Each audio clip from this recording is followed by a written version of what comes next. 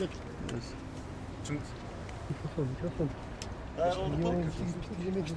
Başlayalım.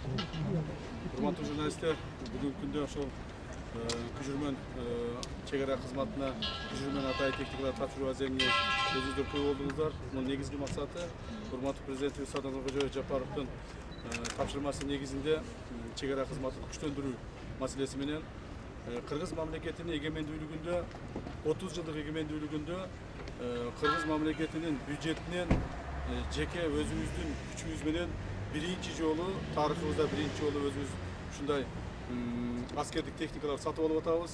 Бул аскердик техникаларды биз Дубайдан сатып алдык.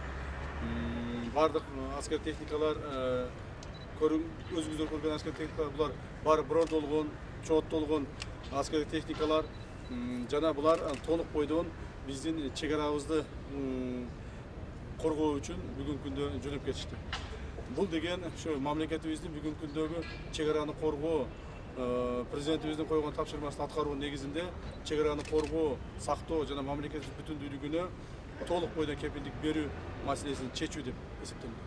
Кайсы аймактарга бөлүштү?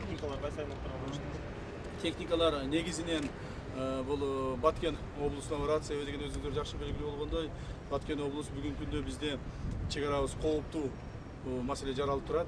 Ошондуктан техникалар Баткен облусуна жөнөп кетишти. Расмий тилинде сүйлөп коесузбу? Уважаемые журналисты, насколько вам хорошо известно, что сейчас только что мы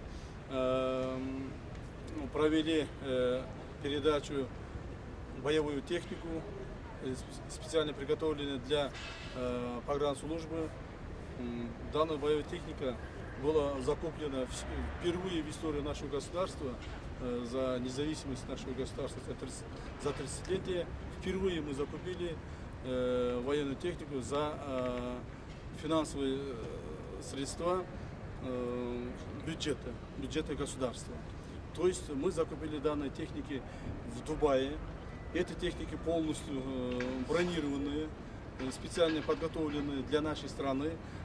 Данная техника в данный момент уже отбыли в Баткенскую область для охраны государственной границы.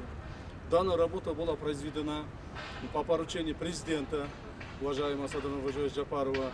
И отныне мы можем как бы быть более-менее спокойным за охрану государственной границы. Сколько единиц техники было Мы произведено? закупили 40 таких бронированных машин. Кроме того, в данный момент еще выделено со стороны государства финансов для закупки беспилотников, которых скоро сейчас в данный момент изготавливаются на заводах разных стран. Я думаю, в скором времени охрана государственной границы будет полностью спокойна.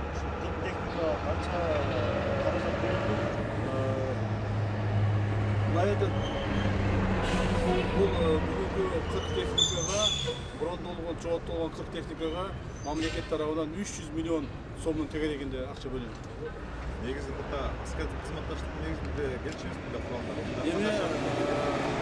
Burada бардык аскердик техникаларды биз жардам ретинде алчубуз, көпчүлүк багында. Же кайсыдыр мамлекеттик жардам, же кайсыдыр мамлекеттик гранттар негизинде алчубуз. Ал эми бул жолу биз техникаларды өзүбүздүн мамлекеттин бюджетинин каражатына сатып алдык. Жана мамлекет бүгүнкү күндө ушундай мүмкүнчүлүгү пайда болду. Бул 40 техника деле жетишсизсе дагы алынабы? Мен уже айтып өткөндөй, биз дагы башка техникаларга дагы уже мамлекеттик бюджеттин акчаны төлөдүк. Азыр бизге Турцияда жасалып атат беспилотниктер, байрактар. Бул дүйнөдөгү мамлекеттерде 5 мамлекетте бар экен, ошол бирөөсү биздин мамлекет болот. Жакында алда келип түшөт биздин мамлекетке. Бүгүнкү күндө Турцияда биз өзүбүздүн ошол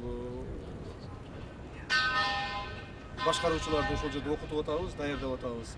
Андан сырткары мына Россия мамлекетинен дагы беспилотниктер сатып алып атабыз. Арлан 10E деген. Ага дагы мамлекет тарабынан акча бөлүндү. Андан сырткары жеке атуучу курал-жарактарды мына бүгүн эле биздин погран чегара кызматынын кызматкерлери чет өлкөдөн келди. Ал жакта дагы ошол баягы снайпердик аткычтарды сатып алып атабыз.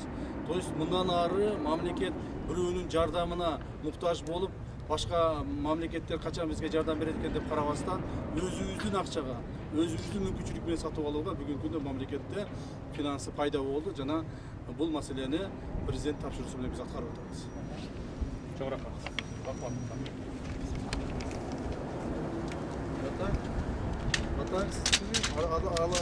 Аралашып кетесиз.